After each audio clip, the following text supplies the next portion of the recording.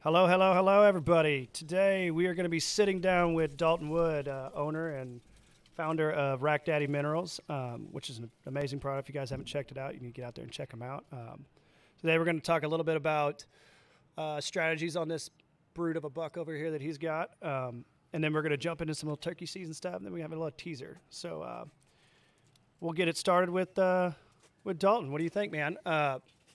Tell me a little bit about how this all went down, what your prep was going in. You know, I know you had a lot of different cam pictures and different stuff like that of going in on different bucks, and you kind of zeroed in on a few of them, and this was one of them that you were super, super, super successful with on opening day, which never happens, but you ended up figuring a way to do it.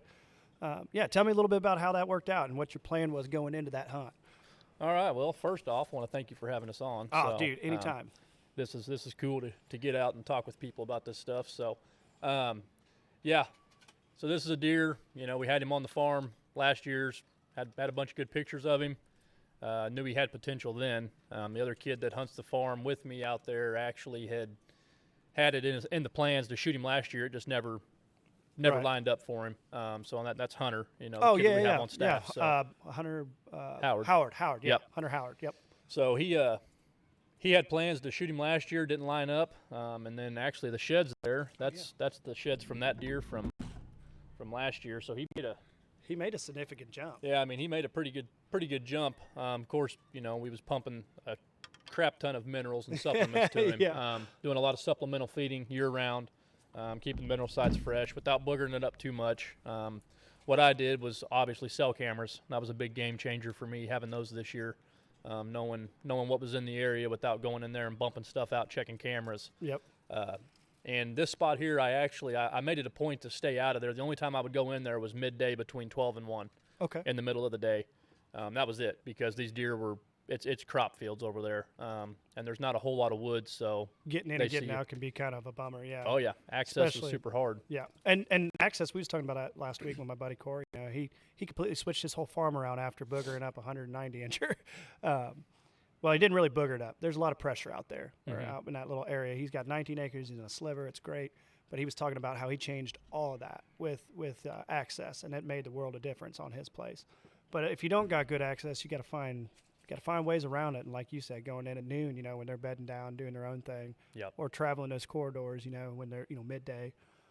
That's the best time to actually sneak in there and get it Yep. done. It really is. Get I mean, in it's there a longer early. wait. It's a longer wait, but it's worth it. Worth the wait when you get to smack one opening day bow season, man. Yeah, it was. There was a lot of joy that day, and there was also a lot of heartache the next day, knowing I had so long to wait to punch another Yeah, buck tag. yeah. So, You were sitting on the second base there for a minute, just waiting Yeah. for a grand slam. you know, sitting duck, and I had several other bucks that I had on camera that was actually bigger than him. Yeah, I seen a few of those But- too. I got to see. You got to see a giant that I had on last year that I didn't catch up with either, man. It Yeah. happens to us. They're big for a reason. So Mm-hmm. Yes, sir. Okay, so the lay of the land there. I'm going to switch to a different camera view here where you can kind of draw out the lay of the land. Yeah. I do apologize, guys. I forgot my stand for this little guy. I won't do that again. But yeah, you can walk us through the lay of that property and how that works. I'm going to probably hold this up just a little bit so people can see it a little bit better. all right, push my mic over here a little bit. Oh so yeah, you guys can still get hear whatever me and out. You get out walk of the you way through you it. need. So basically, like I said, it's there's probably about 400 acres in this spot altogether. Most of it, I'm going to say, 85% of it's all crop field. So you got a square piece, basically a big square piece of property, and from my experience on this farm, hunting it for the last 2 years, was the deer tend to hang out in the very far back corner, like always. Yeah. So this little area back in here was kind of a no-no zone. That was all bedding. We had a mineral site that we established just over here on the very edge of it. Was there woods in that corner? Okay. Yes, sir. Yep. It's nasty thick. There's a lot of kookaburras in there. A lot of brush, undergrowth. It's just thick and nasty. It's a spot that a buck loves, Yep, especially that time of year, nice and cool.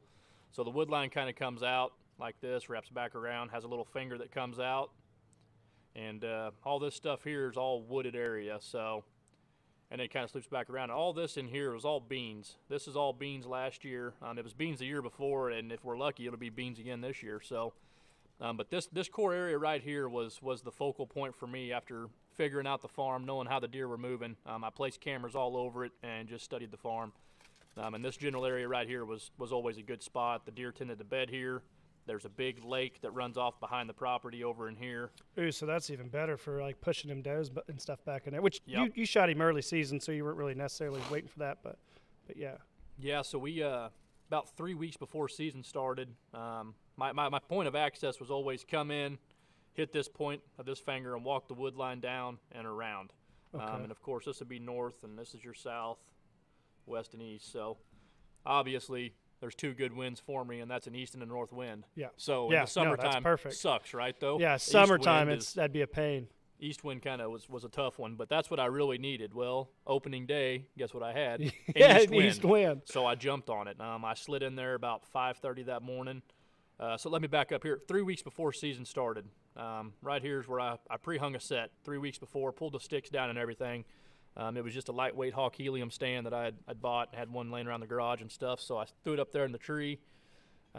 So opening morning, that was the plan. You know, like I said, point of access was through here. Using a green headlamp, of course, with an east wind, I had everything in my favor. So as I was crawling up the tree, I literally had deer that were bedded within 30 yards of me here. There was a group of, I'm assuming they were does. They was sitting there blowing, but they didn't run. Really? So this right here is basically the big property line back behind the property. So I was hunting the very far back corner, like I said. Them does kind of milled out and was feeding over here in this field. At that time, as I was watching these deer getting everything set up, I seen this deer here coming in from this point. And he walked through at 32 yards, and at this point, I did not have my camera up on the tree or nothing. That's So- heartbreaking, ain't it? When you watch him, you're like, oh no. Yeah, and even, you know, I grabbed my bow, and I was going to shoot him anyway off of film. I ain't going to lie to you. I was going to shoot him anyway because that was the biggest deer that we had on that farm. So I was like, you know what, if I can make this happen opening Right. day, perfect. So we walked through. Didn't give me a good shot, thank God. I'm like, dude, he got out of view, and I strapped my camera arm to the tree, got my camera all set up and everything. Did a quick little intro, ran some B-roll on a few squirrels playing around. And in the meantime, I had 3 other bucks come in off the neighbor's field here, come into bedding. The biggest one was probably a 130-inch deer. He was a good 8-pointer, but wasn't what I was after, so I didn't shoot none of those deer. They walked right underneath my stand at 10 yards. They all go up, and they're all going to this mineral site, and that's what they're doing. And Okay. like clockwork, they hit the mineral site, and they also will go from that mineral site back down here to this lake. They get a Right. drink and then back to bed. So I had twice that they should have crossed where that stand was. I had 2 chances that day, and we lucked out the first chance. So they come in, everybody come up here. My cell camera was going off about 100 yards from me. All the deer showed up on the camera, hung around the mineral site for about 30, 45 minutes, and they started back my direction. And at that point, I pretty well got big-headed and was like, it's over. You know, it's a wrap. So, well, that big deer, all 3 of the smaller ones started working down past me going towards the lake. And that big deer, he basically went up and just J-hooked. And he was circling back around, and he was going to bed right down in that bedding area is what he was going to do. Right, and the thick, nasty stuff and the cockaburs and whatnot. Yep. And Did you say, not to interrupt you again, but did you say there was like a creek bottom or anything there? Because I thought in the Yep. footage that we did see there was so a creek bottom. it's actually a dried up creek. Like this time of year, there's probably a little bit of water in it, but it kind of runs perpendicular down to the lake with the property line. So it runs right through the middle of it. That stand was actually set up. There's a little clearing in the trees, if you watch the video. There's a little clearing that's about a 30-yard shot, and that right there is exactly where I shot him. Was right there in that clearing on the very edge of it. So. I'll probably put a link because for some reason I couldn't get the video to load the way I wanted it to. So I'll put a link in there so people can go watch that video because it's a cool hunt, man. You guys need to definitely check it out. But anyway, back to what you So said. he come through. Like I said, he J-hooked around, was going to go back to bedding, and I was kind of waiting, you know, toying with the camera. I couldn't get the camera to focus really good because I had one tree in between me and him, and I had a small window to shoot, and basically the camera kind of auto-focused in on the tree in front of me. I was drew back for probably, I'm going to say close to a minute. It was getting to the point where I was like, okay, I need a shooter or let down. But I needed to move my camera. And he walked into that little window and stopped and had his head up in the air, you know, eating on a tree. And I was like, no better time to shoot him than with his head in the air. Yep. So that's what we did was, you know, stuck one in him. He didn't run probably. He might have went 15 yards. And you said you were using that grizzly stick setup at that point, weren't you? Yep. The heavier area. Yep, we were shooting the grizzly stick. They actually, the hunting show that I was with, Total Chaos Outdoors, they've sponsored us. Great group of guys to work with. They make awesome products. I had no complaints out of their broadheads or arrows. Super tough, durable. The plan B that they talk about with those arrows actually came into effect. As I was telling you before, I did shoot this deer a little far forward.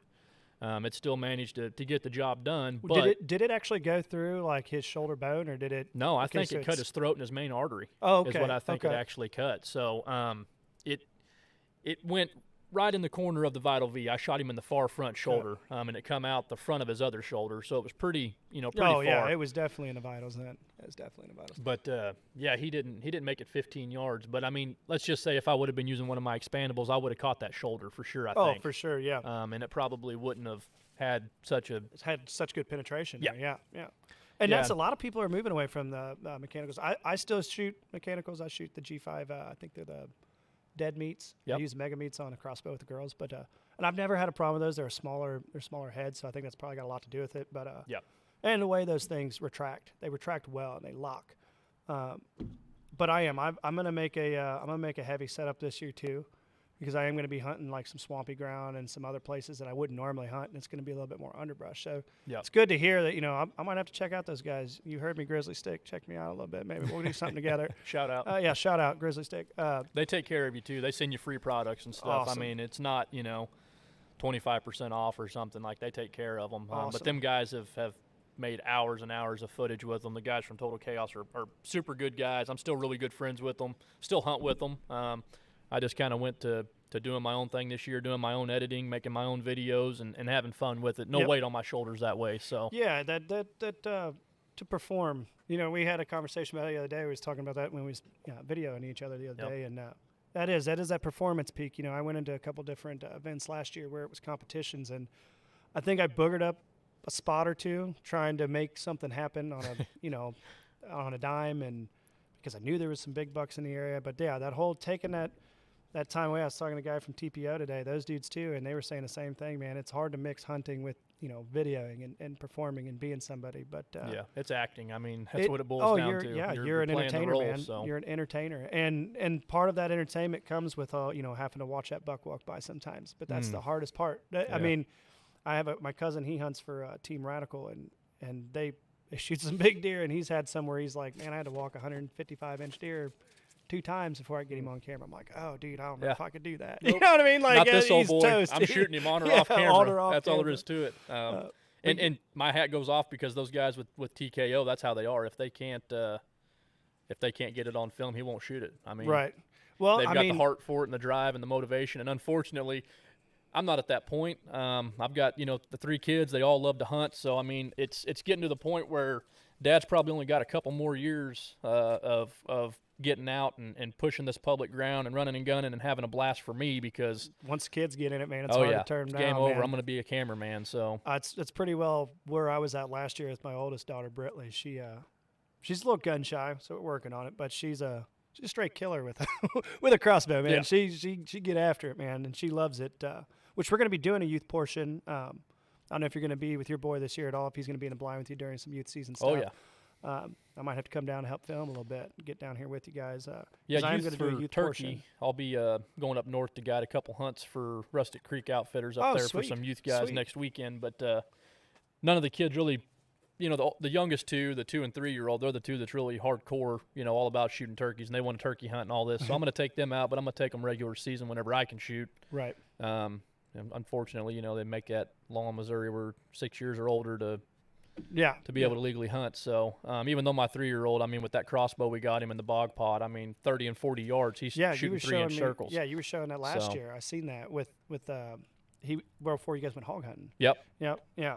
And that's something that we still do. We go down there and we hunt the pins with the kids. He's 3 years old. He's already killed a turkey and 2 hogs. So, I mean, man. Yeah, the kid, he's onto something. That's and freaking awesome. For Dad, it's great because I've got all the camera gear and we can make something for him. Right, and this community too, like that was another thing. That was the whole reason I started the podcast, and I can't even stress it enough. The community of what this brings. Yep. All of us out here today, hanging around, pounding around, shooting together, getting to know each other, and just had a good turnout too. Oh man, it was awesome. A lot more people than what I expected. A lot of guys I didn't know was coming showed up even. So. And every one of them's nice. I mean, that's the thing about this community in the hunting world. If we teach each other what we know, it helps everybody, man. Yep. This isn't a selfish sport. Yep. It's really not. And I think that's something we need to bring more. You know, we need to let each other know that, hey, man, if you want to hunt on that portion of public, and I've been there, go for it, man. Like, I've got 6 other spots I can go out here. I'll make something happen. I'd rather see people be successful than take something myself. You know what I mean? And I mean, that's just who I am. I mean, obviously you two, you're going up and doing some guided hunts, and that takes time out of you. But yeah, it's fun though. It's so I mean, like I was telling you before, you know, I'm in recovery. I'm a recovering addict in that. So for me, getting out of myself is what's good for me. Right. You know, you can, in the program, it tells you can only keep what you have by giving it away. And that's the same thing that I look at in the hunting community. I'm only going to grow as a more productive hunter if I'm sharing my tactics or whatever I can with somebody, or taking the youth. I've got a lot of people that, you know, got a few friends this year that are going to be going that have never been hunting before. And they're like, are you sure you want to, you're going to laugh. I'm like, I promise you, I won't, man. This is what it's about to me now. Yep. I've killed some decent deer. I mean, I've had, you know, a good run at it. If I never hunt again, I would be content. Be content, you yeah. know? I mean, a day in the woods just can't be beat, man. Oh, and yeah. I had a buddy that came down from Chicago last year, never hunted in his life as far as, you know, deer or anything. Actually, I don't know if he's ever hunted. But, dude, first 5 minutes, man, we didn't even get out of the truck, didn't make it 70 yards. 2 bucks fighting not 40 yards from us in a dart. And he's like, what is that? You know, and I'm like, dude, that's two studs going at it right now. You need to get excited. 25 minutes later, he shot his first deer ever on public ground, and dude, he was like a kid at Christmas, man. His like eyes are all big. And I'm like, dude, that was what it was about. You know what I mean? Like we do, us as hunters, we get in that grind, and we almost, because I know you've been there where it's like, man, do I want to get up and even go to my stand today? Oh, yeah. You know what I mean? But if you're not teaching yourself, how are you going to teach somebody else? Exactly. You know what I mean? And then that's what you got to do. And then you got kids, and that's what you have to do. You have to get up and tell yourself to go. Yeah, because they're not going to wake you up. No, you got to wake them up. Heck no, and it's hard. You got to wake them up like 5 times to get them to get out and do something. Yeah. My middle boy Riker, he's 3, and he's cut from a different cloth. It don't matter. I can wake him up at 2, 3. If I say we're going hunting, it's his feet hit the floor and he beats me out of the bedroom. He's fired up and ready. And then the little girl, she's the same way, but I think she's going to be more into the turkey hunting side of things. That's all she ever wants to watch on TV is the turkey hunting and running around gobbling, and you know. So well, turkeys are the best. Let's be honest. I mean, nothing gets. I call them the sharks of the woods in Missouri, because like they'll gobble like 100 yards off, and they won't say nothing. They'll shut up. And all of a sudden, you're looking around in your like, face. Where are they? And all of a sudden, bow, they hit off again. And you're like, oh, man, now your heart's really going. You still can't see them at 50 yards, but you can hear them drumming. And then all of a sudden, they're at 20 yards. It's like that fin effect, you know. They dodging up out of the water. You're like, oh, where's he going to come in at, you know. That's what I love about turkey hunting. That's what makes it so fun. I'm a big bow hunter, too, but I'm telling you, that turkey hunting's hard to beat, man. And I've love done hunting some in hunting. general. Just hunting in general Really? is the best. But I've just got into the turkey hunting side of things the last like 3 years for spring. I mean, I've shot a bunch of them in the fall with my bow. I say a bunch, probably 4 or 5 over the last few years. that's a bunch. I've never shot one in the with fall. a bow. Oh, I've really? never shot one in a fall. Really? I had my first opportunity at one this year, and I didn't because she had about 5 pullets with her. So I was like, no, I'm gonna let that one go. But right. Yep. Absolutely. So tell me a little insight on that. What's your key for fall, man? They're hard. They're hard in the fall. Be in the right spot at the right time. Is that it? So are you in a tree doing it? Oh yeah. Oh, that's just bow hunting deer, and they come strolling through. One of my farms over in Fulton, I used to hunt over there. It's loaded down with birds, and that's their fall ranges over there. There's nothing around us but crop fields. I mean, it's Gotcha. Where Wise Brothers is on I-70, there's all kinds of crop fields, and we're a mile off of I-70 on the south side. So I mean, we butted up to all that ag. A lot of the people around us are all big-time hunters, but they're not, you know. I think it's more of World War III during rifle season. Yeah. And that's pretty much it. There's only a few guys that bow hunt, so I mean, it was really prime hunting ground. And the guy that bought the farm off my parents, he still gave me full rights to it, permission and everything. And he's got 2 kids that hunt, and obviously, you know, I've got into doing the urban hunts and the suburban bow hunting and stuff. So I ain't been out there. I didn't hunt it at all last year. I went out and refreshed a few mineral sites for him just because. But he's got an 8 and a 10-year-old that are gobbling it up. I mean, they're loving hunting. So well, of course they got Rack Daddy minerals out there, and you feeding them. That's you can do that at my farm anytime you want. You want to just dump some mineral out there? That's perfectly fine. Surprise visit. Tell me about this urban hunting. We were talking about that the other day a little bit. That's something I haven't done a lot of. Oh boy! And you need to get. I'm going to take chair. advantage of you and come down at some point and do this, because I've had too many people tell me this urban zone hunting is just a ball, dude. Like it's they say, it's blast. the best ever. It is, and a lot of people think, you're in town, it's easy to kill deer, and you couldn't be more wrong. So it's easy to kill deer if you're wanting to shoot deer that are 2 years and younger. You want to shoot a smaller buck or does. You can damn near walk right up on does in town. So it is easy to an extent, but those 4 and 5 year old bucks, man, like Pretty Boy that I'm still after, hopefully I can close the chapter on this year. He's gonna be a pig this year. Oh dude. man, and he's a smart freaking deer, man. I've seen him twice in person, and it's almost like he knew what ridge I was on. They do.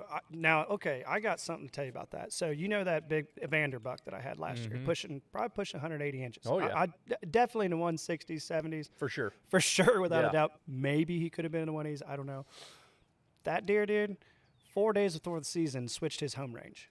Yeah. And I'm talking literally looked at the trail camera, my 25 yards from my stand. Like you can see my stand in the trail cam, right? It goes off. That was the last day that I seen him. He switched from beans to corn right there, right in the middle of September. And he didn't come out of that corn until the corn had gotten harvested out of that area. He moved back over to me.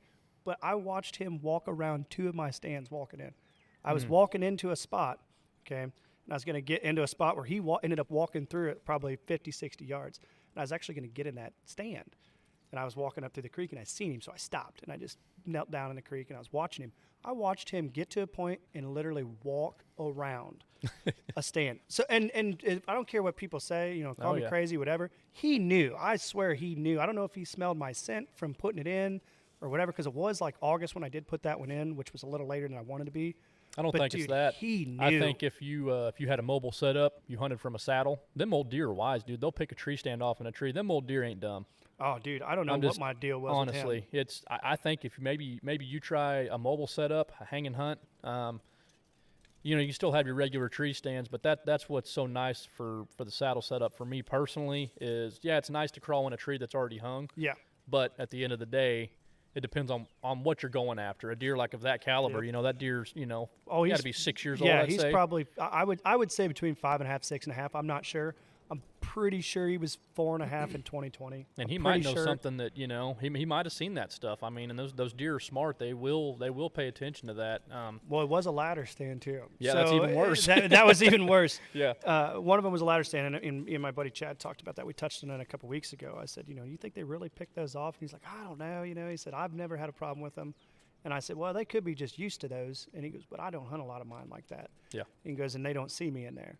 So that could be. In that stand in particular, that deer is so smart. Like, he is just so hard to hunt. And what's wild is he wasn't but 100 yards from our camp. Yeah. Like, our camper there, cars there, but he was nocturnal. Yep. He stayed predominantly in the woods. He had perfect bedding off the backside of a creek. I mean, he had a zone, and he knew where to use it. And it was weird because he completely switched his whole pattern up after I shot a buck off of there the year prior. So they were both on there, and I passed him the year before when he was a 4.5-year-old, I believe.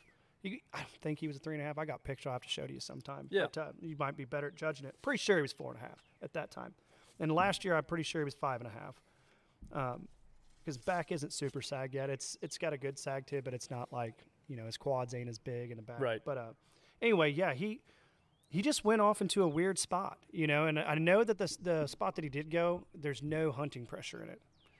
And I don't think he noticed that until about August of last year, because he was on this part of the farm that I call the Crab Claw, and he predominantly stayed there that whole season. I mean, he went back and forth getting pushed off by that Voldemort buck that I ended up shooting this year because he was ornery. Bully buck. Oh, dude, he fought everybody. Yeah. But he pushed off into a different area, but when I shot him, he came back through that one spot. He went back to that area. So I don't know if he's going to move. It's going to be weird hunting him this year because he's got 2 spots he's comfortable. Yeah. And now he's got one less bully in there. So this year's, and there's corn. We're in corn this year. So it'll be. I hate corn. I'm the the corn with opposite. a passion, I man. love it. I hate it. I love it. Well, at least for my farm, it sets up. Yeah. I've got good wood pockets. Yeah. So if you've got a main field that's nothing but field for the most part, corn is hard. Beans are way better. But if you've got pockets of woods, corn is this. Oh, it's so good because you can pick out lanes. I just hate it on public for sure because it seems like last year, there's some good public land that I was going out and scouting and watching deer and what have you, early season, all the way from really about this time of year right now. I start going out and doing some road scouting and starting to see some antler growth and find these bigger bucks and kind of study them and watch what they're doing. And around here, the public land in Boone County and Cooper County and stuff like that starting to get well known. So a lot of people are doing it. So you Yes. can't go in there and hunt that deer off his bedding area. There's no way to do that. You got to go in there, watch that deer, and You saying watch him from a distance? oh yeah, absolutely. Watch him observation. from a distance, and then like the big thing is, if you got people that are walking around that are trying to scout, by stomping around the woods, you just watch what those deer are doing and watch where he's going. That secondary, the secondary bedding is a big key to it. From my experience That's a on good public point. land. That's now, a good point, though. I'm with new to the public land people stuff, moving. but yeah, you got to hunt off the other pressures, obviously. But them big deer are really freaking smart, and sometimes they might have 3 or 4 different beds that they're using, and it's not even so much skill at that point. It's like you need to be in the right spot at the right time. Yeah. So- Well, and we were talking about that a couple weeks ago. Me and my buddy Chad. You're gonna love that dude, man. When you come up to hunt with us this I'm fall, excited to bud, meet him. I'm telling you, he does stuff in the woods that makes you go, I would have never thought of that. Yeah. Like seriously, and he'll make you look like it's your first day of hunting. No, I love and it. you can have a whole wall of trophies, and I'm telling you, you're gonna go, why didn't I do that? Why have I, on all the years, why have I not tried that? I'm telling you, I've watched this guy smoke a cigarette in the stand, set it in between the 2 pinch points of his stand, press that cigarette butt still lit, pick his bow up, draw a bow back, shoot a deer, and then pick that cigarette back up and put it in his mouth. Oh, yeah. So it's like, Yep, hunt in the wind. I watch him do things that I'm like, why in the world? How do you kill giants, And which is one of the reasons I made him part of the Ridge Ghost with me. Me and him, we've been wanting to do something together for a long time. We finally just said, let's do it. Let's just jump.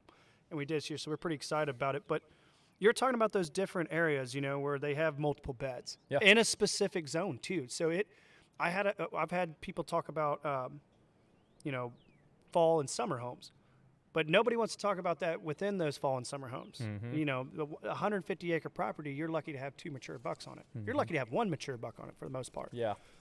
Unless you got everything he needs. I mean, and which takes a lot. It does take a lot. You got to have microplots. You got to have big food source. You got to have creeks, Everything, man. bedding. I mean, it takes a lot to turn a property. The main thing for me that I've found off of, I don't care what kind of, you can do any kind of management you want to do. You can hinge cut, you can have microplots, you can do whatever. But if you overpressure an area, dude, you're just toast. pissing in the wind. Yep, you're toast. That's the key to it. A lot of guys, I had a buddy that, just for an example, he was walking in on a deer trail, refreshing his mineral sites, and wondering why the deer stopped using his mineral sites. And I told him, I said, access it from a different point. Just try it, And he did, and then sure enough, the deer started coming back. Well, he was leaving all kinds of ground scent, wearing work boots going in. I'm like, you can't do that, man. No. And Not these especially big deer. They're smart. Right, and especially a spot that's traveled. Oh, yeah. My uncle, he's up in Michigan. He was talking about different ways that he gets in as far as bridges. He goes places that deer don't want to go to get in. That's right. and Walk makes- a creek, man. Yep. Walk the water. Dude, dry beds, creek beds are your best friend when it comes to agree. hunting a property. And 100%. Waterways, even bodied lakes. Like this year, we're putting in a different one at our farm, or my parents' farm. I say my farm because I'm just used to saying it that way, but it's actually their farm. Right. Beautiful place, man. But there's a spot right when you come up that would make access so much easier just by crossing this portion of the lake that you can cross. So we're going to try that out. We're going to build one there and see what it does for our access and leaving part of the other farm out. But yeah, I've been in this whole, dual or 3 or 4 different beds that are happening at a time. And that's not uncommon. No. Like, it's really not uncommon. No. During the rut, it's fairly common to see him bed in one specific area, a buck, just because his daily pattern's there. Everything's hyped. So I could see that. But during that early stretch, to me, that's the hardest part to hunt, is that early stretch. But it's also one of the most rewarding. I can tell you hunting crop fields for me is new. Over the last about 3, maybe 4 years ago, 3 years ago for sure, I started hunting up here. I'm from southwest Missouri, and it's hill country. Yeah. I mean, you got some crops, but it's a whole different game of hunting up here. My buddies, they all give me shit because I'm like, I hate hunting crops, man. They're like, dude, it's money. And it's like, yeah, I get that. But I'm not, I'm used to hunting hardwoods, the hill country, hunting secondary ridges. Transitions. And that's just what I grew up hunting down there. So that's what I knew, So up here, I'm learning stuff every year. And that's the whole point in me starting my season. Like right now, when we get done with the podcast, I'm going out and I'm doing some scouting and stuff, you know. And go out and put a couple cameras out, refreshing a few sites up, whatever. I'm going to probably hit some public land as well and try to locate some birds. for turkey season. I've been kind of slacking on that, going out of state hunting and that. So Oh, poor you going out of state and It's getting terrible, hot man. Merriam's, man. That's terrible. Twist your arm. So your main attraction when it comes to hunting, you're a transition guy too then. Oh, So, my buddy Chad, he literally won't hunt nothing but transitions. Yeah, You that's- probably wouldn't even get him on the field. well, and to literally a me, field if you edge look unless on it's black Onyx, powder. that's how it is. You know, everybody nowadays, you can tell a transition line from everything on there stands out. Yep. You ain't got to look at pinch points, and you ain't got to look for no saddles or, I mean, saddles is obviously a go-to rut time, whatever. But I hate the rut, and I'm just a weird hunter, man. I hate hunting the rut because I like bow hunting, and it's just there's so much going on, and I feel like all the homework I put in leading up to the rut is just wad it up and throw it in the trash. Okay, so I had this same talk probably about a month ago. Another buddy of mine, and we were talking about that because he's got a spot a spot up in Iowa, I guess I should say. It's a new lease. He was talking about that same thing. You know, should I hunt? Should I hunt transitions? Should I hunt food plots? Should I hunt this? I said, well, what's the lay of the land? And he said, well, it's hilly, and there's a few spots that I could put something probably. I said, I would invest. I would literally, if you're going to do anything, do a controlled burn, throw and grow, see if you can get some, something to stop that's Yeah. sweet. I said, other than that, I wouldn't change it. And he ended up harvesting one of the biggest bucks he's ever did. It wasn't even on the throw and grow spot that he spent the time in. It was in a transition. Like well, you were maybe talking he about. pushed that deer where he needed to be. Well, and So- that's another thing it was talking about. The way that ridge, there was 3 fingers that came out, and so it dumped off. And at the bottom of it was a river. It kind of swindled down in there. Mm-hmm. And what those bucks were doing during the rut is everything that he had learned and had been learning on the summertime, it completely changed. Yeah. They were pushing them does down at bottom, and he's still sitting up there on that food plot. Oh yeah. And they weren't even hitting it. They were Yeah. hitting that food plot every night, but they weren't hitting Not it in any daylight. time during the daylight. And I think that's why if I were to pick a spot to hunt, I'm gonna hunt behind a lake, or I'm gonna hunt up against something that people can't come in behind. I like water. Water is I love water. dude. Water and wind. I swear by it. You water and wind. If you can find a property that butts up to a riverbed that has a low crossing, or a creek that's high in other areas with a low crossing, or a big lake bed where these bucks, because them 4.5, 5.5-year-old bucks still seem to chase 2.5-year-old doe for some reason. And it's crazy because they know they can go to a no nanny doe and she's not going to give them half the heck. Yeah. You know what I'm saying? Yep. And they're still chasing. But what they do is they bring them deer right down into those, right behind those, big bodies of water. And another thing that I'm excited about this year that I'm going to jump into is hunting behind lakes, inside like big public ground areas. Mark Twain Lake, I'm going to try to get out and do it. But I had a buddy of mine was talking about going in about 3 a.m, taking that boat across there, Yep. getting out there where they're on private land, eating all their food and during in the early morning, and then bucks come back to bed. Oh yeah. You got to beat them He's back. already there. Exactly. And he's That's- on a spot where yep. he knows those deer, nobody's watching them walk in. He don't have to walk through it. He's behind it already. Yep. And if you got a boat, I would try it. If I was you, I would get in it and give it a go, because I mean he's shooting deer that make private farm look sad. I'm excited for the public land challenge up there this year. At Oh Mark yeah, Twain, there is a 'cause big public chance. Yeah. That's going to. Are you going to be in it this year for yes. that? Yep. Yep. I'll be doing that. So instead of doing it down here in Boone County, we moved Okay. it to do at Mark Twain this year, just to kind of. We're going to bounce it around. The next year we'll probably do it in like Warsaw or something, just to kind of Yeah. keep people from traveling so far, because the guys come from all over. Yeah.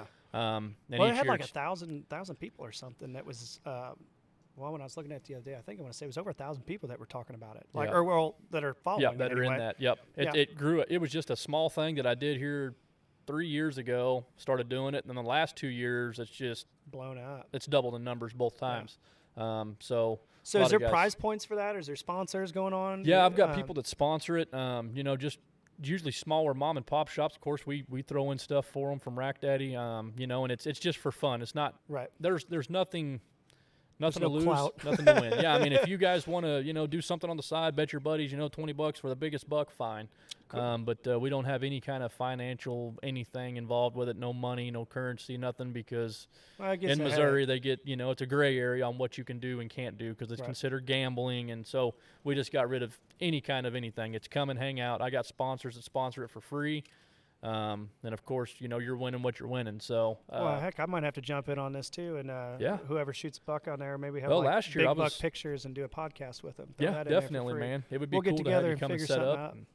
Well, definitely, I'll make it out to that. I'll make some time. Be for cool. that. And I don't live far from there, so you've got a Oh, spot yeah. to stay when you come up. Yep, I don't live far at all. I'm like 15 minutes from the lake. nice. So, but yeah, another thing I want to get into, we were talking about as far as you're going to do more of this urban zone.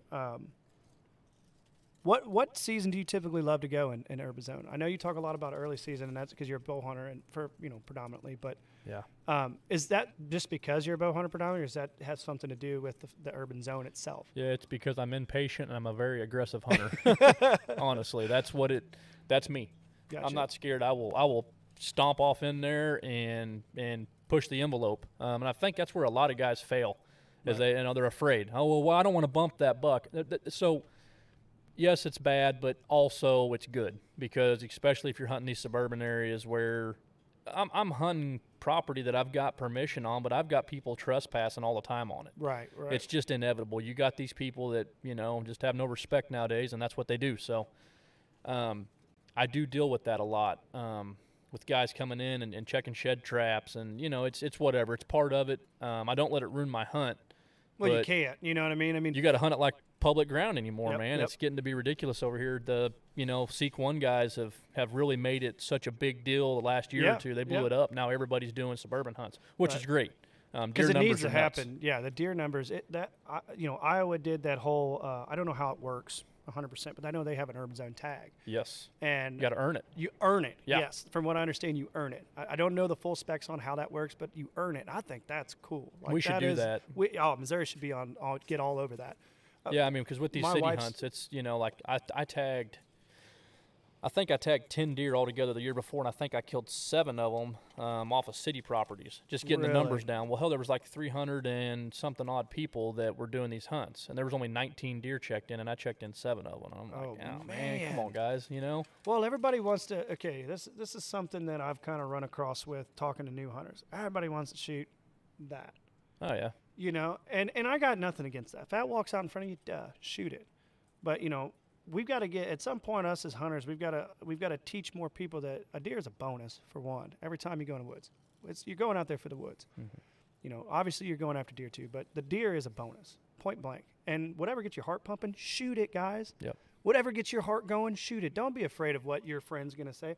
I've had more experience and had more fun shooting some does than I have some of these big bucks that I've shot. oh yeah. And that's all this is about, man. It's get your heart going, and Enjoy it. enjoy it, And once you get those jitters out too, because definitely don't want to walk in there and that be your first thing if you're, a small time, well, if not small time hunter, but if you're somebody who doesn't get out a lot, you don't want to go in there and see this guy and booger it up, especially if you miss him, because then you're going to crush your thought process on it.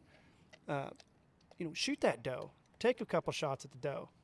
You get those jitters out. Do that. Plus, it builds that confidence. Yeah. And Get the I don't- monkey off your back early season, man. Go in there and whack some 100%, does. 100%. The only reason why I tagged out so early, like I said, I had that other 8 walk through, and he was probably a 130-inch deer last year.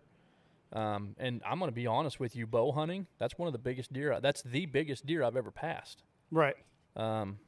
You were telling me that and, last year. That dude, was it the was biggest deer tough. you ever passed. It was You said tough, and it's a rough. 130-inch deer. It's not that big to a lot of. It's not that big to me, because now that we've got 150 inches, 150, and then yeah. almost 170 that the wife killed this year. Yes, that was 160. What was it? 167. 167 and some change. yeah. So it's a seeing deer of beautiful that deer. caliber, man. It's like, okay, them 130s are kind of. It's getting easier for me personally as a hunter to pass the smaller deer. Yes. Even though they get me excited. That deer had my Yeah. blood pumping. I wanted to shoot him so damn bad I had to hang my bow up. Yeah, Um, and there's nothing wrong with that though. Like, any like my buddy Chad, he shoots quite a few big deer, but I'll touch on it again. He's okay if it's on public land over 130 inches, dude. He's totally Creaming it. cool. Yeah, Yeah. he's totally cool shooting it, and that's not just because he's not picky. It's just like it gets his heart going. So Yeah. he's fine with that.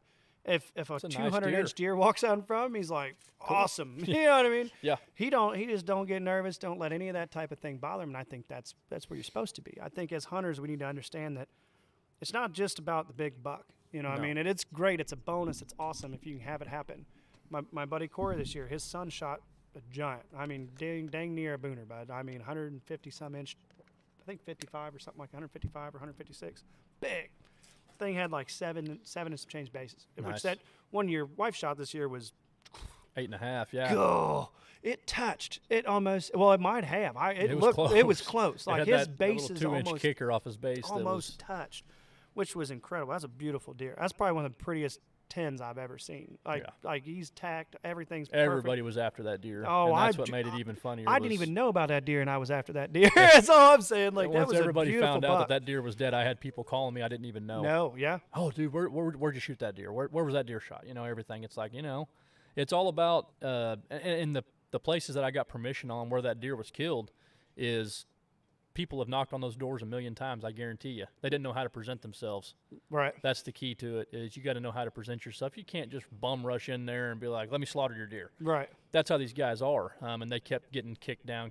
Then they found out I got permission to hunt it, and it's like, well, what'd you do? Well, first off, I went on it on a different approach. Yeah. I didn't go in there and just ask to go and hunt their place, and Is it something you do a lot because of the whole? Oh, yes. Because of the whole Absolutely, man. urban zone and everything like that. Yeah. Yep. I mean that makes 100% sense. Like if I had an urban zone, I had 10, 15 acres, whatever it is. I don't even know how big some of these plots are. Probably a lot smaller than that. Seven is that spot. 7 acres that deer was killed on. Jeez. It don't take much. I know. Well, Corey, look at Corey last week, man. Just under 19. He's literally had 3 booners on that property. Freaking 19 acres, 3 booners. Oh, and there was 2 deer that was bigger than that deer that were roaming around in there. September 25th was the last picture we had of him, and he would have made this deer look like a baby. I mean, he was a legit 180-inch deer. Oh, man. And I don't know if somebody shot him or what. He disappeared, didn't get no more pictures of him. I'm hoping he went – a lot of these deer, they travel the creek bottoms and stuff coming in and out of town. So I'm hoping he just had came into town, got bored, whatever, chased some tail, and then took back off. And I hope he does it again next year, because where I'm set up at now this year with the permission that I've got, oh, dude, it's going to be sweet. Oh, it's game over. if Pretty Boy don't show up before him. But Pretty Boy is going to be hard to it's going to be hard to it's going to be hard to want something other than him. I mean, yeah. He's got that frame that And honestly, I'm going love. to take my boys to that spot too. The people I got, that granted me permission there, older couple, super nice people, man. And they're all about getting kids in the outdoors. And once they found out I was doing that type of stuff too, getting the kids hunting, trying to find good, safe areas for them to hunt, and they're like, you do whatever you need. Right. You bring them kids out and you guys have fun. Dude, kids in the outdoors, that is something that we need more of it every day. I agree. Every day. I mean, don't get me wrong. I let my kids watch, tablets and have fun, do that stuff. But if I told my kids, hey, let's go to the farm, dude, their boots are on, their coats on. That tablet's behind it. It's thrown away. Yep. But, that's how it should be, it man, is. in my opinion. It is. It is how it should be, Just getting outside. I don't care if you even hunt. If you want to go walk and teach your go kids. Look for mushrooms, whatever. Shed hunt. There's arrowheads. There's all kinds of things you can do out that are fun, Yep. All right. Well, hey, I'm gonna touch on this Nebraska turkey hunt you had. I know it was like kind of hurt your soul a little bit, but I mean, it was a success, man. Like either 100%. Way, you had success. The failure in equipment, that's one thing. That's going to happen whether you've got a $100 bow or a $1,200 bow. I mean, equipment failure happens. I've had it. I still have it. I've still had it happen. Oh, yeah. Heck, I watched an episode of The Hunting Public the other day. Them guys, 500,000 viewers. You know what I mean? And they had a shotgun that wouldn't go off. Yeah. You know what I mean? 7 It's times. like a ton. And it's like it happens. It's inevitable. And a lot of that, I'm not going to blame everything on the equipment on that whole ordeal. The first bird I shot, of course, like I said, that was a low shot. That was 100% my fault. There's no excuse for that except for I rushed. All right, we got a late start. Supposed to have got up at 2 this morning, and somebody slept in about 3 hours, so we got started about 6 o'clock, and had to go back to the house, forgot my wallet. It was a chaotic morning, but we're on the road. We're in Iowa, almost to Nebraska now, so we're making headway now. We'll get out there this evening, and we've got a couple of spots pinned on public. We're going to go out and try to roost some birds on and see if we can't get a game plan together for a early morning hunt tomorrow. So Martin over here, kind enough to drive, so we're en route. Stay tuned. I've got air screens rolling right now. We're going to let that flow to the air and talk a little bit about it. So, what were some of the struggles you had while you was out there? It's Nebraska, sorry. What were some of the struggles you had? So, the first struggle was I slept in. I was fighting myself to where to go. I slept in a couple hours. It wasn't a big deal. Got a late start. I got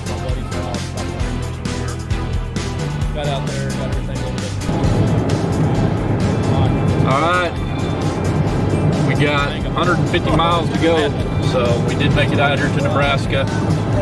We've been super excited. We found a whole bunch of knobs and cornfields, and more knobs and more cornfields. So far that's been the excitement since we got out here in western Nebraska. Wind's blowing, but I think we'll be all right. 72 degrees, nice and toasty out here. It's raining back in Missouri, so we'll try to get on some birds tonight, see if we can't get something roosted. If that don't happen, then we will just pull an ambush, move in the morning, try to catch some coming off the roost somewhere, see if we can't capitalize on them. So, you guys stay tuned. Hopefully we'll have some footage for you come morning. All right, we made it out here to Pine Ridge National Forest, out here by Chadron. It's right here. This is it. All through here. We made it. I don't want you guys to see where we're hunting yet. Just know. I'm going some dollars. See if we can't get out here and locate a bird before we go to bed. So.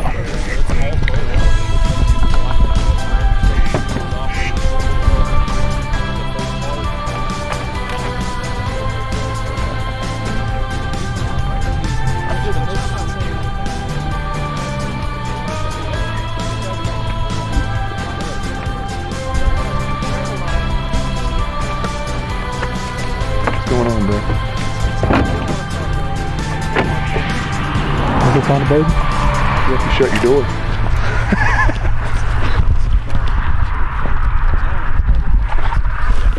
There's a lot of hard feelings there between hunters and conservation. There we go. Fence hopping tour 2020 is underway. Starting right here.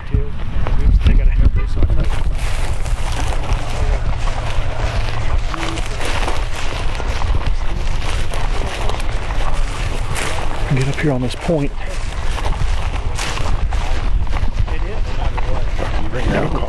You're gonna hurt too.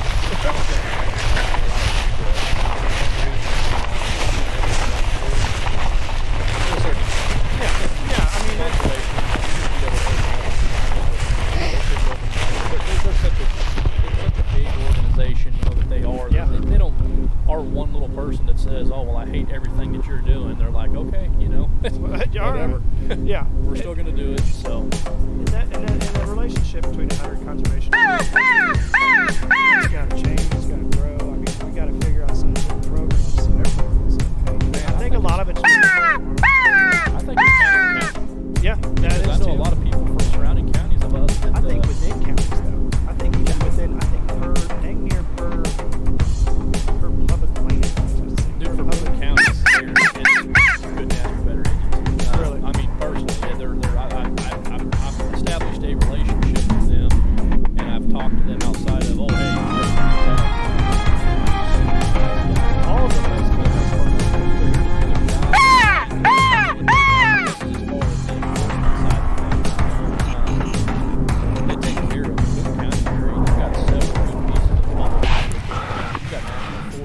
Hey guys, welcome back. Got a little blind hunt action today, so they're doing great. They really we got are. set up late over here. We found some private to hunt on. Hogs, you know, and you're dealing with that. And I can see where what we're gonna do, That's getting bad. it's 5:13 right now, so we just got set up. I got my buddy Ryan set up just down the street from me, and I'm set up here. I've got two, probably I'd say 2-year-old birds out here in the field behind me. And we got a shit ton of birds in here, excuse my language, but we've got a whole bunch of birds just right across the creek from me over here, so they're over there fighting and clucking and purring and everything else, getting rowdy, so. Public ground down that way, we don't, you know, he's got clientele that hunts all of his private spots and which that, he's got so. too. Yeah. Oh, yeah. Anyway, we'll keep this interview short and sweet. Yep. Because I got birds, I can see birds right across the river from me, so I'm gonna get off here and hopefully we'll have some action-packed footage for you guys soon, so. The only decoy I brought was my Jake, Shot a so public land bird, ended up giving that away to we'll see the if other it'll guy that work shot out, it but first, and either way, it was quite the deal, but it, you know, it paid off. you guys stay tuned. Because that day we went door knocking and I got permission to a good lease that it's a yearly lease now. We locked it in with Oh, nice. early season. It's ours. Cool. super good guy. And you know, that's the kind of the lining thing that I was talking about earlier. You know, it's like if you feel sorry not to interrupt, but there's this portion where this cow's really checking out your decoy, and that's hilarious. Yeah, I had to run that. I had to run her awesome. off, man. She wouldn't leave. The night before was the same thing. She'd come up there snooting, pushing around on it, and I was like, all right, we're not doing this again. I had birds that had just worked off the field, and I had watched them work off the field, and then she'd come out, and I was like, you know what, I'm about to just run you off because I'm not going to deal with you. Which, of course, the turkeys don't mind her. The They'll turkey don't walk mind, around yeah. her, hang off her ears or whatever. Yeah. So. But yeah, that whole, you know, there's always that silver lining and things. You know, you had that bird. It was kind of a mishap, kind of a wild thing about it. You know, being a better person, what you got to do, man. You just be the better person. It'll make you better in the long run. But look, you got to pay off. You got a yearly lease now that you probably wouldn't have went after if you wouldn't have had that happen. So, you know, it's like those disguises, those little blessings, they come in. Dude, and those birds, I mean, as you can see, you'll see in the video, there was over 50 strutters. I mean, there was over 200 birds in that group, dude. They're so flocked up in the winter flocks out there still. It's once you find them, you find them. And Yeah, you're in them. and there's a good group there. Yeah. And what's weird is, like, I noticed the common thing in Nebraska is if you look around stockyards, anybody that's got cattle, they're going to have those birds because them birds are feeding off them grain bins and flipping cow patties over. Yep. And I've heard about that whole flipping the cow patties. Okay, Oh, yeah. So that's a serious thing out there in Nebraska. Big like, time. They ain't got nothing to eat, man. There's nothing out there. I mean, Gotcha. everything's dead. It's like you got cottonwoods that run along a creek. So if you're hunting turkeys in Nebraska, my advice is find water of some sort, which would be your creek, and make sure it's got some roosting trees, and you're going to have all the birds. I mean, it's like if you looked across the road where we found this place at, you could see for like 10 miles easy, and you didn't see a single freaking tree. It looked like all cropland. And you drop down to this bottom, and it's like there's birds everywhere. Yeah. It was all right there, and it was like, what the hell? So My of course uncle lived in Nebraska, and he used to tell me, he said we would go on a drive, and he'd be like, there's sand on the left and the same darn thing on the right. Yeah. He said there really wasn't much. knobs. I mean, it's. I guess you call. I don't know if it's like a plateau or what you call it. A lot of weird land features out there. Any of that stuff. We started off in like a pine ridge. Pretty popular. Everybody goes out there. Apparently, this time of year, you got to grind it out for the birds. They're all on private, but once they start splitting up, It's quite nice. They're starting to do it up north here. My buddy was checking birds the other day, and he said it was a group of 30, and he said maybe 10 or so. He said, so I think they're moving off. I've got them on video breeding in Nebraska already. I got 2 birds that are, and then of course the Tom was the second one I shot there the last day that we was there. I still can't believe that.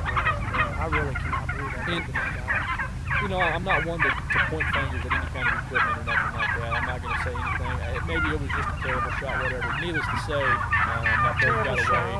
Or it could have been, man, it may not even been a terrible shot. I mean, it doesn't matter how big your outfit is. You know, machines screw up. And then when you're somebody like a big company like that, it's bound to happen. But again, you cut that, you just throw that out.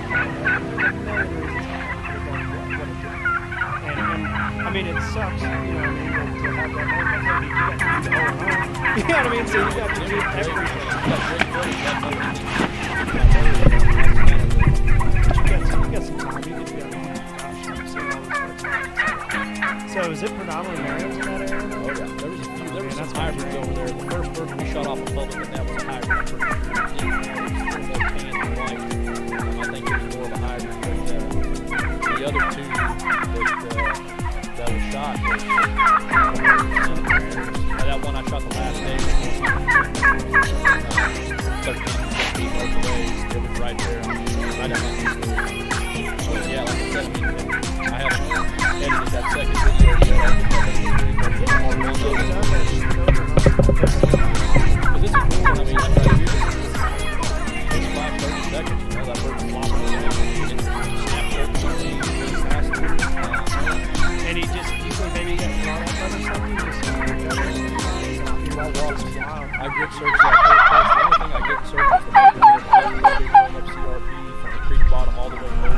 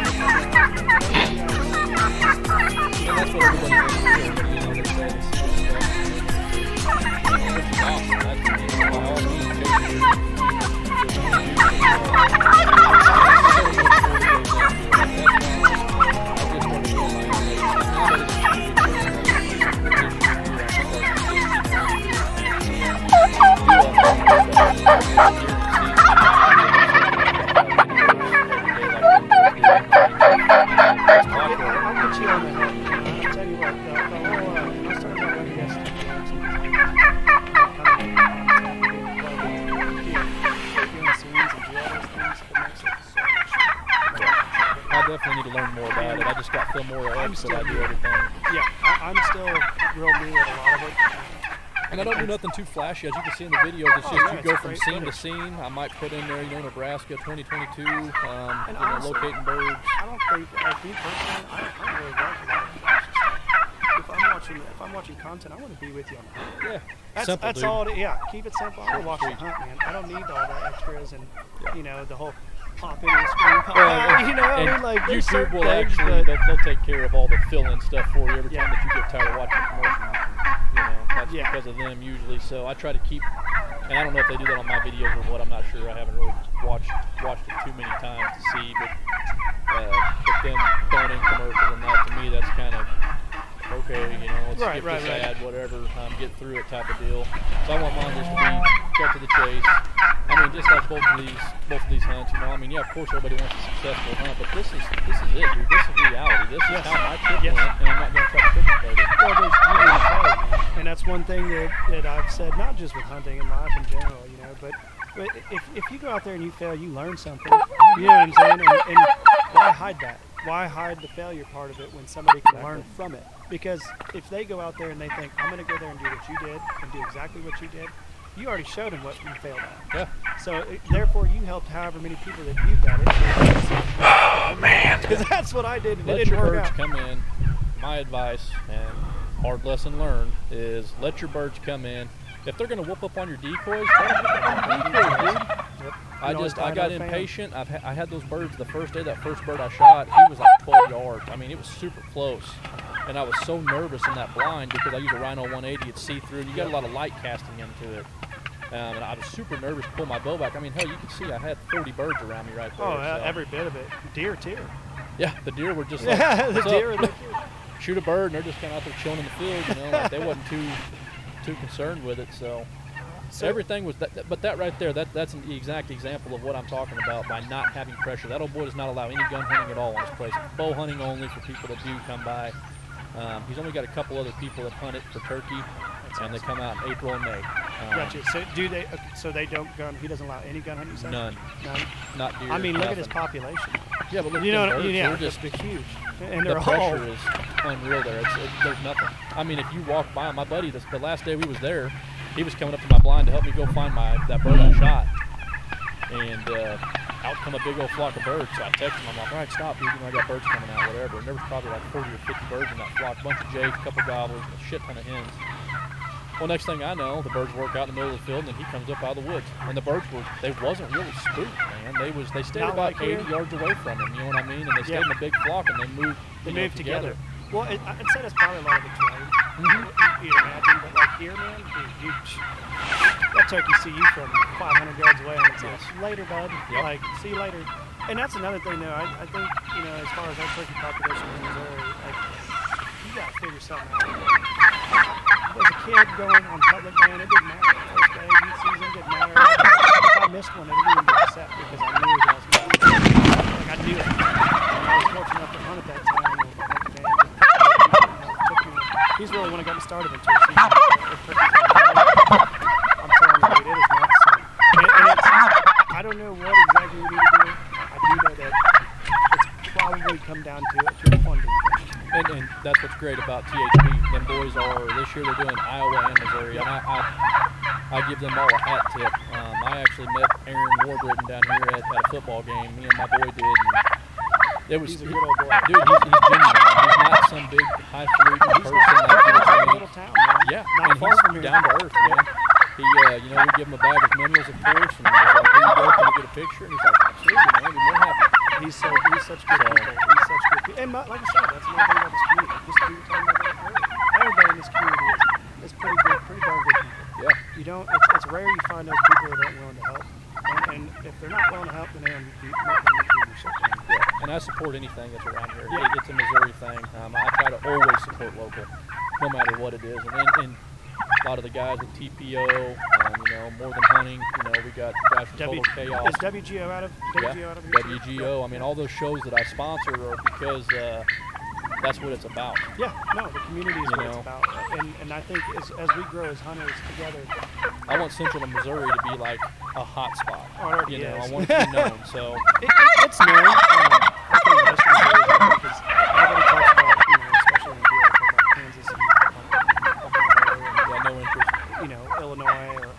which everybody, people let's ask be me- real, Iowa's a dream. If Yeah. you can get up to Iowa and get in there and do it. And It's I've got amazing up people there. that have private ground in all kinds of states that I can go and hunt, and that's great. But the thing is It's dude, hard to beat here. It really is. It's hard to beat. especially with these hunts that I'm doing nowadays, with the public land that I hunt and doing the suburban side of stuff, I don't have to go far at all. And it's like people invite me up to northern Missouri on the Iowa line. Let's go shoot monsters. And I'm like, I'm They're good. down here too. I got 170s right here in my backyard. I mean, I don't need to drive all that way to go kill somebody else's deer that they've been growing. I got history with these deer, and I like closing chapters each year on deer. That public land thing that we talk about traveling from one place to another, I think there's honestly not a harder grind. If you to me, that's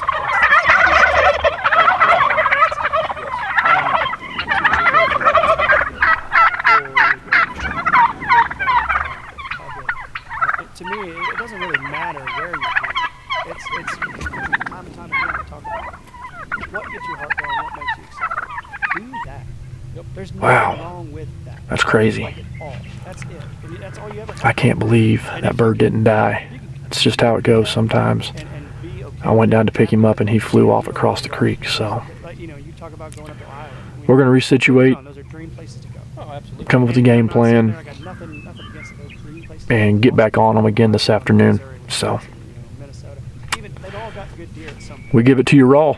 I mean, there's no bullshit. We miss. We're going to put it in here. I'm going to show you guys, man. It's part of it. That's just You worked hard on all summer. shit happens. So does it suck? Yeah, it does. And you guys heard the amount of birds. I had no gobblers of any size really come within range. So it was basically shoot 2-year-olds or jakes or Even with the public land wait side them of out. things, I like the spots Pretty that sure where we're going to move though, got history with. it's pretty promising for tonight. So And, I mean, yeah, there is a lot of skill in just going in there and killing a random buck, but it just makes it, for me personally, that much sweeter to know that deer, Yeah. No. study his behaviors, and know how that deer moved. And then once that deer's gone, You and move if on you to the took next. out the dominant buck, you've got another buck that's going to move in and start using, quote unquote, the same bedding areas as that other buck. So it's like you do your homework for one deer, and it can pay off for a couple years in a row for you if you do it right. I think you can get into spots. Corey, my buddy Corey, is a perfect example of it. He's got a spot that he's killed multiple giants out of the same tree. So for people that are out there that say, oh, you got to adapt every single year, I don't know if you necessarily do. I mean, certain bucks, older bucks maybe, they get to that 5.5-year-old age, man, they're real smart. Like Yes, they they're are. they're real smart at that point. So that does make it a different deal. But yeah, I mean, going and doing this public land challenge, you guys are going to have that going on this year down in Mark Twain Lake area. Yep. Y'all need to come out and support that. Get out there. Let's see what we got going on for that. I'll try to throw in some extra swag for having fun with that. Then you're going to go a couple other places for your turkey tour, right? Yeah, definitely going to go back out to Nebraska again. Okay. Might even end up doing Kansas, maybe Arkansas, and then of course Missouri. Right. It's going to depend on the timing, and with the owning the mineral business and that, it's this time of year I get super freaking busy, which is Yeah. great. That's good news. That's why I just kind of the turkey hunting is always, now that I've got into it, I'm kind of like pulling the reins back a little bit because I got an addictive personality, man. And once I enjoy doing it, I'm like balls to the wall. It's full throttle. Yeah. And we touch on, doing these turkey tours and something, eventually, I want to get, with the show and everything, I want to get more charities going on for that type of, movement and getting these birds back because, as a kid, I've got spoiled in that sense, of having that time. My kids aren't going to have that time. I don't, unless we start changing it. And my parents, we did a lot of squirrel, rabbit Yep. hunting growing up. It wasn't a whole lot of deer hunting. I got into deer hunting with my cousin, which has passed away now, but he passed away when I was younger. I think I was probably, I don't know. I might have been 14, 15 probably, but he was like my big brother. I lived with him. He's the one that introduced me to bow hunting, taught me all of the stuff that I learned those first couple years from hunting with him. And then he passed away, and I honestly quit hunting for up until about 7 years ago, I'd say. Jeez. I got back into it. It just kind of, There was I don't know how else to explain it besides there was kind of a void there, a little ache, if you would, that kind of just bugged me. And then I just kind of got over it and I sit in the tree with one of my good buddies every time. I'm a firm believer that he's there with me a lot. I had a similar thing. We didn't do a lot of hunting together. We did a lot of fishing together. A lot of, we were both young when he passed away, and I all the time. That's the first thing. I'll have conversations with him when I'm sitting in the tree. You know what I mean? Just that's my time. Tree therapy. We talk about that a lot on the show. It's tree therapy, man. If there's issues, things in your life, and you want something that can help you overcome it. Oh yeah. I swear by hard to beat a tree stand. It's hard, bud. You could pay $1,000 for a therapist if you want, or you can go sit in a tree. And just get away. Or you can spend $1,000. Or you can spend $1,000 to sit in a tree, and but really enjoy it. But you can eat what you take with that $1,000. Yeah, But absolutely. it's one of those things, man. I time and time again, you talk about getting young kids in it. And you talk about what we as grown hunters do, and it's therapy, it's community, it's brotherhood, it's helping each other, sisterhood even. It's similar. The hunting community is a lot similar to when I was in the military. That community, it's there. We're here for each other, and I just want to continue to do that. I want to continue to bring people together. I want to continue to watch people learn something one tool at a time, man. Put it in that belt. And the whole shaming on deer size and stuff, to me, I'm very against that, to say the least. Me too. I don't care about this deer, to be honest with you. I don't care about any deer I got hanging on the wall. Whenever it comes down to it, if you ask me what was my favorite hunt, that was 2 years ago. It was 2020, January 1st of 2020. And me and my son shot that little 100-inch buck. I just shared a video of it the other day. Got it all on film, dude. He was 2 years old. He's loving it. I will never forget that hunt. I'll throw this deer in the trash. I don't care about this deer. I'm just being honest with you, man. This is a great deer, my biggest bow kill. But, to me, it's nothing in that sense. Having my 2-year-old there, and it was just. There's not a better quality time. No. There's really not a better quality time, in my opinion, than getting in the woods with your kids. When they're over there passed out sleeping because they had, 2 bottles of Gatorade, a thing of nerds, and big cup of cocoa. Oh, shoot. They're wired to the ball, just going crazy in that blind. And then it all comes together in some way, shape, or form. Then they crash. And then they think we're out there hunting. We ain't out there hunting. Dude, Riker, he's been all over with me. We've been to Texas. We've been on an Axis hunt, all dad hunt. We went down there and shot pigs in Texas. We go down to Southeast Missouri, amazing. down to my buddies and shoot pigs. He's still got a trophy ram hunt that Tim here donated to him. Oh, nice. That we're going to go down and do this year. Now that it's gotten a little bit warmer, we'll probably do it here pretty soon. So, awesome. Yeah, it's great, man. Getting them out there and letting them experience that. Like I said, at 3 years old, my kids killed, a turkey and 2 pigs already at 3. No, I look at it like, like that kid. You know how many other people are not going to have that experience? How many other kids aren't going to have that choice? And that's awesome. That you as a dad, to getting in there and showing them that. Yeah. You're giving them something that's going to be a trade. It really is. It's a trade. It's going to feed him. When we're dead and gone, me and you, we're going to have something that. We're going to be able to pass something on that our kids are going to be able to go out and sit in the tree with us. You know what I mean? And that's what it is. For him. That's, whenever that was my goal whenever I started this up was, well, of course I got, the whole point of it was, I got tired of spending $20 a bag on stuff that I wasn't happy with. Right. That's, the telltake of it. That's what everybody, that's pretty common. Nobody wants to spend $20 on something if it don't work. So that's what made me, I'm motivational. I'm a go-getter. I'm very boastful, and I'll go and get whatever I need to do to better myself, better my deer herd, better my family, whatever it is. Yeah, there's no mountain too big. No, not at all. I took off climbing this mountain, and then look at what it's become. Yeah, dude. So, you're over 5,000-6,000 followers at this point. Yeah, I stand by your products, man. I love everything about the. I had a deer that put on probably 30 inches this year off that mineral, and I think it was that mineral. I used 30-06, I think, which is a great. I think it was 30-06 a couple years before, which is great. They did. They had great antlers. They had great growth. I loved everything they had. I switched it up. I thought, well, what the heck? I'll give it a shot. And Ricky told me about your company, and I thought, I'd like to help with that in any way, shape, or form that I can. And now you're stuck. Now I'm stuck. That's twist my arm a little bit. But no, I'm telling you guys, if you guys ain't using Rack Daddy Minerals in your place, man, you have to go and check them out, y'all. Like, seriously, they are the group of people that come with it, the staff, everybody. they're it's It's unmatched. like family. It man. is. Just It's like unmatched. today, we had how many people out here Oh, shooting? 20, and 30 it was, people out here shooting today, and even other people that weren't even with Rack Daddy came out just to come out and hang out with the boys, you know, Yeah. and I think that's awesome. I'm proud to be a pro staffer with y'all, and That's what it's about, though, is networking. it you is, know, meeting new 100%. people and doing this stuff right here. You know, talking to people about hunting and sharing strategies, experience. You know, the do's and don'ts in the woods, what's worked best and what failed, and you know, of course, success is always what everybody wants to hear, but I kind of like to hear the failures because I think people are getting into that, though, that whole failure. And, you know, and a lot of it, like I said, it's like beating a dead horse. We talk about the THP boys. But, dude, those guys really put something out there that nobody else had. exactly. And there was the pain, the shame of it, the having to track a deer, you know, longer than you want. And these guys are professionals at what they do, and they still do those things. Yep.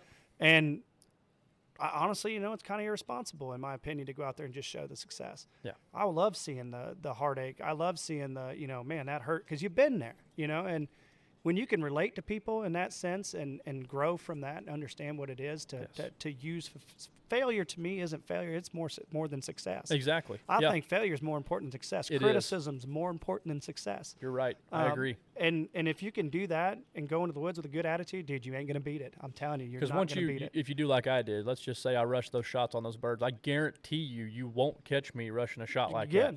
Yeah. It's not. It's learning the hard way. Unfortunately, it cost, you know.